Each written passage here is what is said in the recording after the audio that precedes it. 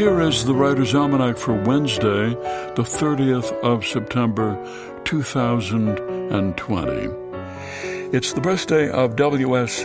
Merwin, born Princeton, New Jersey, 1927, who, when he was a junior at Princeton, decided he would be nothing but a poet for the rest of his life. Graduated, went off to Europe, worked as a babysitter and assistant to writer Robert Graves in Mallorca, and he wrote poems.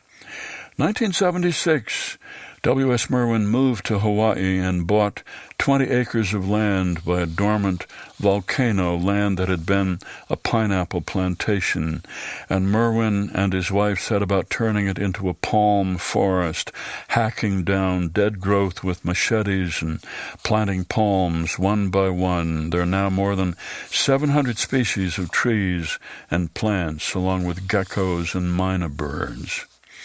W.S. Merwin, who, when asked how he knows a poem is done, said, when a poem is really finished, you can't change anything. You can't move words around. You can't say, in other words you mean. No, that's not it. There are no other words in which you mean it. This is it. 1452, on this date, the first section of the Gutenberg Bible was finished in Mainz, Germany, by the printer Johannes Gutenberg, considered by some the most important invention of 1,000 years. Mark Twain said, what the world is today, good and bad, it owes to Gutenberg. It's the birthday of the man who said life is a moderately good play with a badly written third act. Truman Capote, born New Orleans, 1924, author of Breakfast at Tiffany's, author of In Cold Blood. And it's the birthday of the writer Elie Wiesel, born in a small village in Transylvania, 1928. When he was 15, he and his family were taken to Auschwitz, his mother, sister, father, all killed before the war was over. He survived the camp. He couldn't write about it for 10 years. Finally, his mentor, Francois Mauriac, persuaded Wiesel to write about the war, and he wrote his memoir called Night. It came out in 1955. It's become one of the most widely read books about the Holocaust. He wrote about being marched with other prisoners past a gallows where the Nazis had hung 3 persons, 2 men who were no longer alive, but the third rope was still moving. A child, too light to be hanged, was still breathing.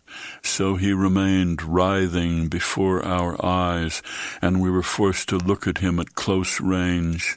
Behind me, I heard a man asking, for God's sake, where is God? And from within me, I heard a voice answer, where is he? This is where, hanging here from this gallows.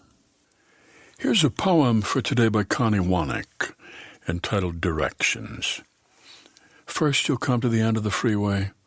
Then it's not so much north on Woodland Avenue as it is a feeling that the pines are taller and weigh more, and the road, you'll notice, is older with faded lines and unmown shoulders. You'll see a cemetery on your right and another later on your left. Sobered, drive on for miles. If the fields are full of hawkweed and daisies, sometimes a spotted horse will gallop along the fence. Sometimes you'll see a hawk circling, sometimes a vulture. You'll cross the river many times over smaller and smaller bridges. You'll know when you're close. People always say they have a sudden sensation that the horizon, which was always far ahead, is now directly behind them. At this point, you may want to park and proceed on foot, or even on your knees. Directions by Connie Wannick, from On Speaking Terms, published by Copper Canyon Press and used by permission here on the Writer's Almanac, funded by donations from listeners like you, now available on PRX for distribution by your local radio station. Be well, do good work, and keep in touch.